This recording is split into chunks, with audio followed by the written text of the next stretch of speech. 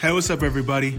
I'm Amobi Okugo, host of Money Talks, a new podcast from a frugal athlete in partnership with Billion or Bust Media. Money Talks explores the world of business behind professional athletes. I speak with financial advisors, business managers, marketing and PR professionals who specialize in running the business of being a pro athlete. Tune into Money Talks on Apple, Spotify, or wherever you get your podcasts. You can also find new episodes on billionourbustmedia.com and afrugalathlete.com. Again, billionourbustmedia.com or afrugalathlete.com.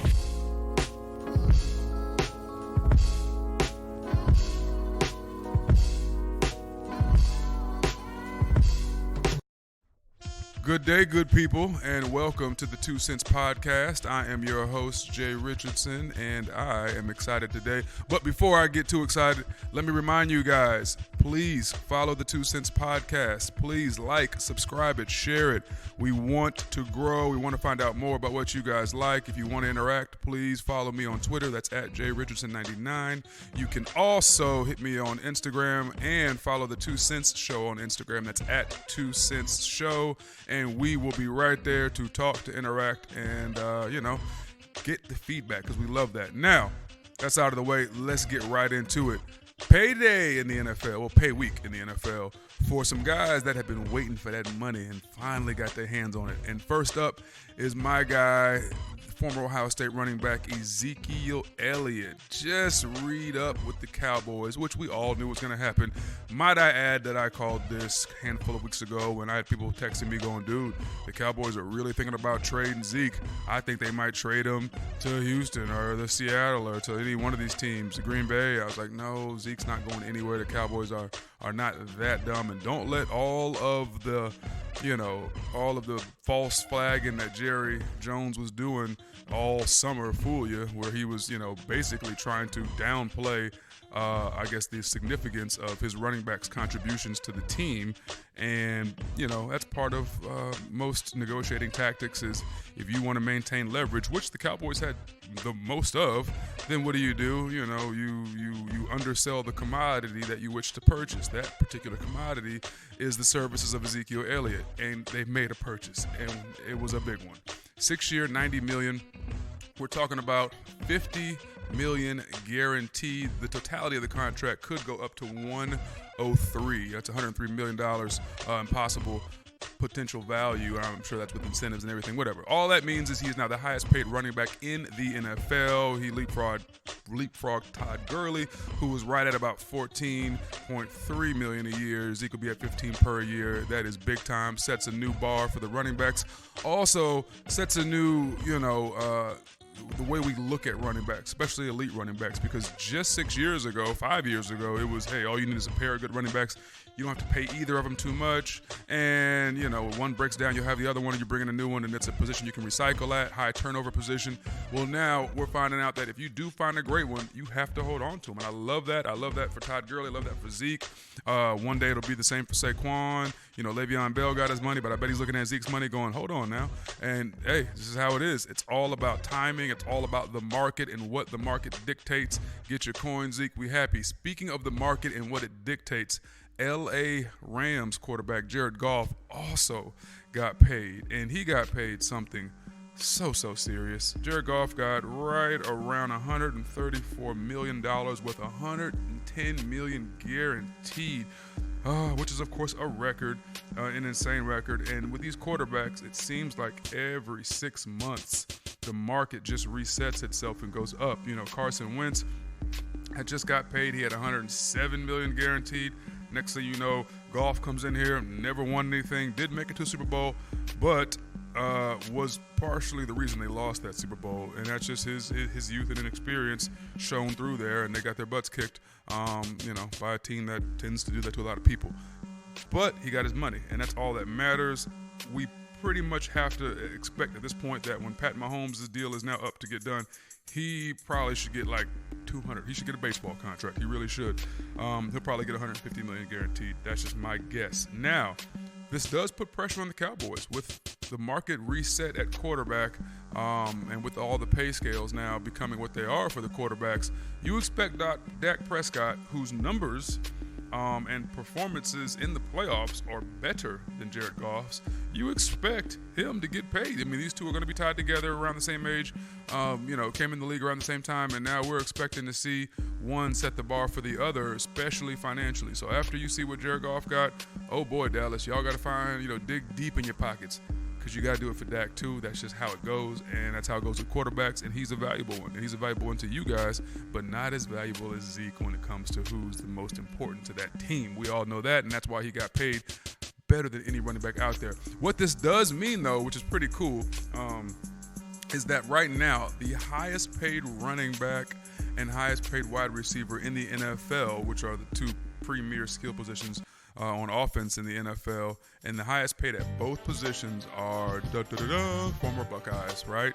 Ezekiel Elliott and Mike Thomas, highest paid at their respective positions, both of them former Buckeyes. What does that tell you, folks? And for my folks who are not Buckeye fans, I'm sorry. It's something I got to mention because, let's be honest, we're amazing. And what it really tells you is that our strength and conditioning program at Ohio State is second to none.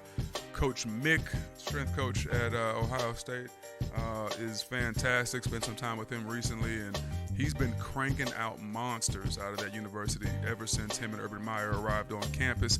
He has a very specific set of skills that make our players a nightmare for every other team that we face, and you can see it in how well these guys progress physically from their freshman to about the middle of their sophomore year. I mean, these guys come in super talented because most of them are 4 and 5 star. Let's be honest, it's Ohio State.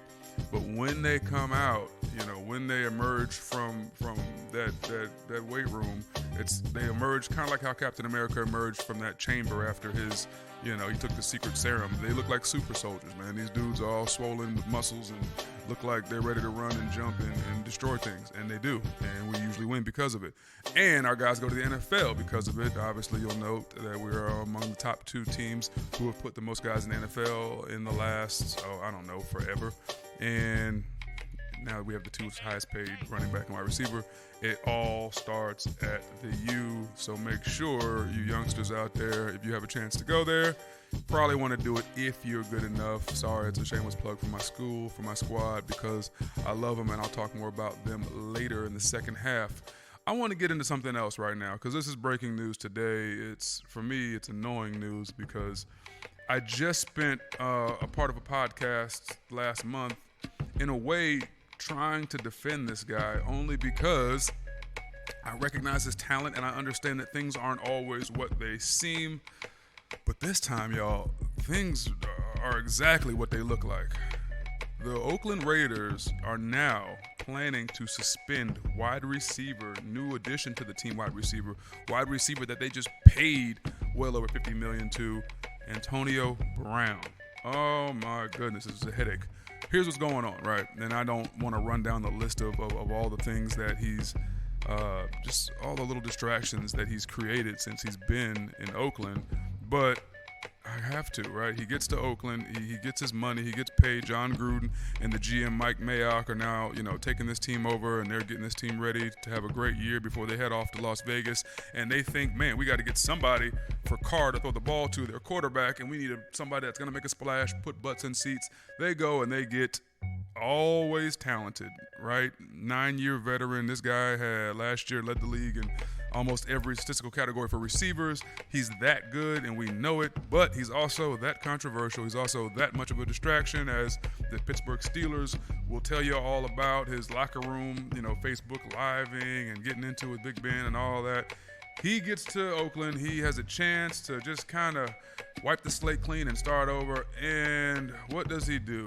I mean, from the moment he gets his boots on the ground, he's got the cryotherapy thing with his feet.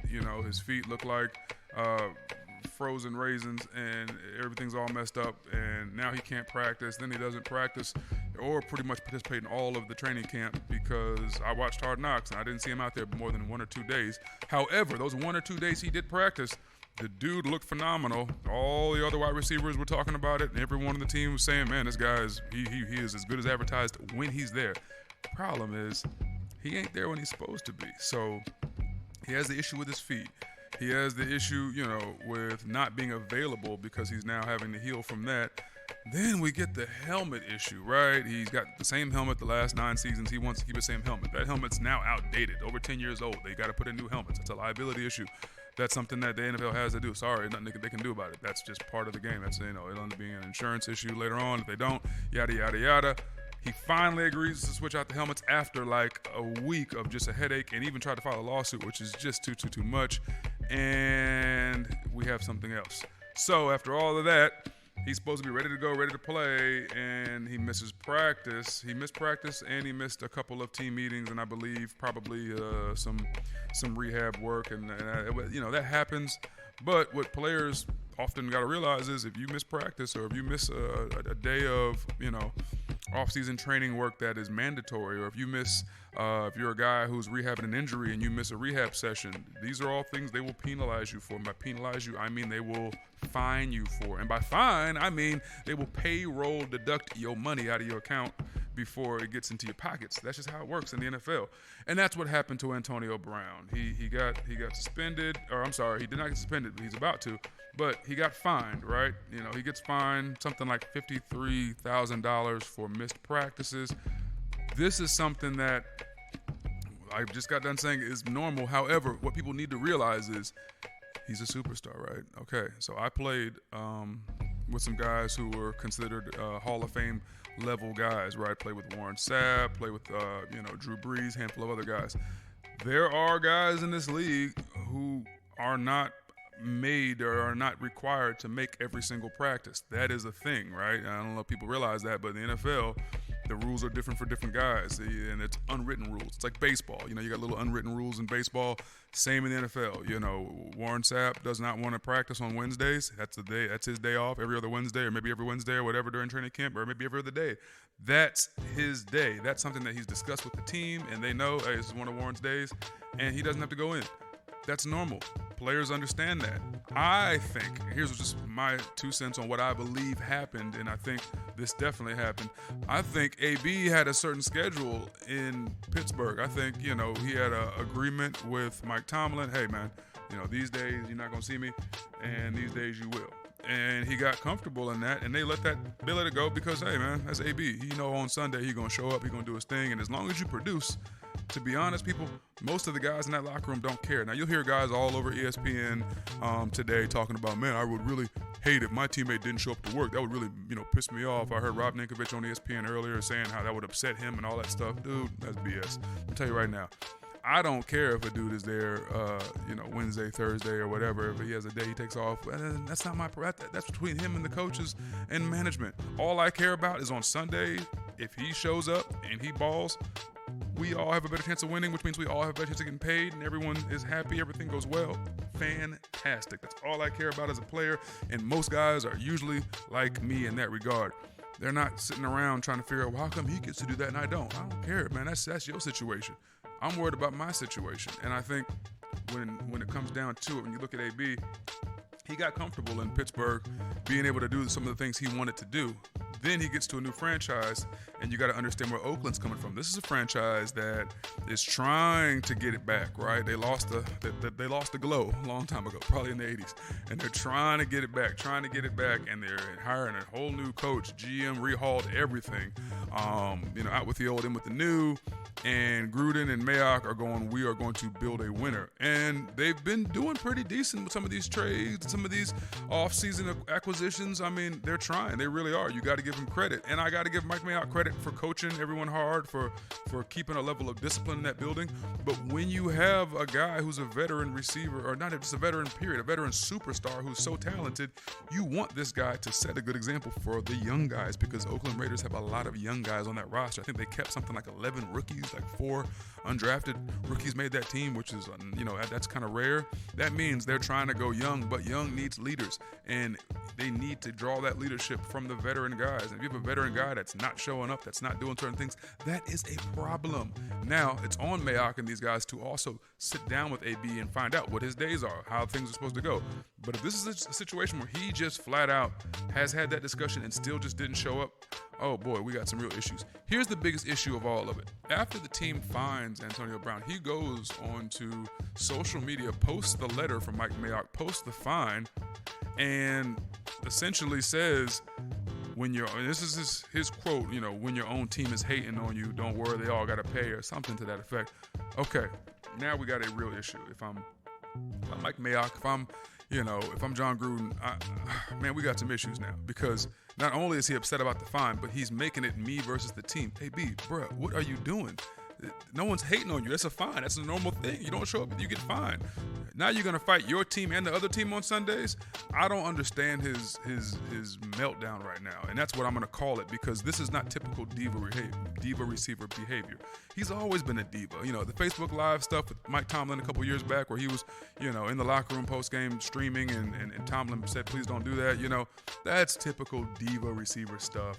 Wearing certain things, showing up in certain. That's all just. It's just stuff. It doesn't harm anyone, but it's just annoying. It's just a distraction. This is more serious. This, from what we're seeing, this pattern of self-sabotage by AB, this to me screams of something a little bit deeper and maybe psychological. And I don't know what he's going through or how many hits he's taken in his career, but something's taking its toll, and you're starting to see a shift in his core mannerisms and or character. I don't know, but I believe it's something between the ears and above the neck, and not just him being a diva. And I think that's something that needs to get looked at, because he's such a talented guy, and he can make such a difference for your football team.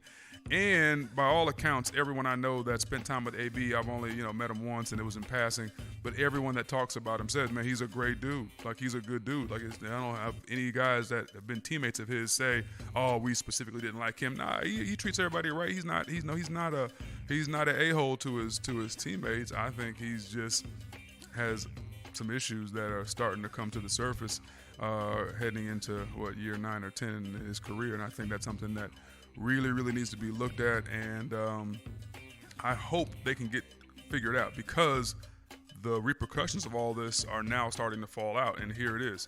Mike Mayock and the Oakland Raiders are now intending to suspend Antonio Brown at some point in the early parts of the season, so I don't think he'll play this Sunday. I'm assuming that's what's going to happen. That is a huge deal. That's a massive deal. Why is it a massive deal? He is not being suspended by the NFL or any outside organization. He's being suspended by his own football team. That means they paid this man, and he's become such a headache, such a distraction, that they feel the only way to right the ship or to make a point to him and to get his attention is to keep him off the field, keep the product that they purchased from being used. That says a lot when you're willing to spend that kind of money on someone's services and then withhold that person's services to your benefit just because you need that person to know that you're upset with them. That is a very, very serious thing. I'm kind of shocked that they're actually suspending him, just because, why go through all this with him? Why go through all these distractions if you're not going to get the payoff, which is his performance on Sunday? Now you're willing to take that away. I don't know what it is they're trying to do, but it is a bad start to the season already for the Oakland Raiders. That is what I'm going to say about all that right now, and I'm going to leave that alone. I'm going to get into the Buckeye review here in a moment. First, I want to let all my peoples know, please, one more time, follow the 2 Cent Show, like, subscribe, please share. I want to get more influence. I want to get more people's opinions, and I want to interact with you guys, which is why you can also hit me on Twitter at jrichardson99. Hit me on Instagram. Follow the 2 Cent Show on IG. We're going to be continuing to put content out for you guys, and we hope you love it. Thank you so much, and good day.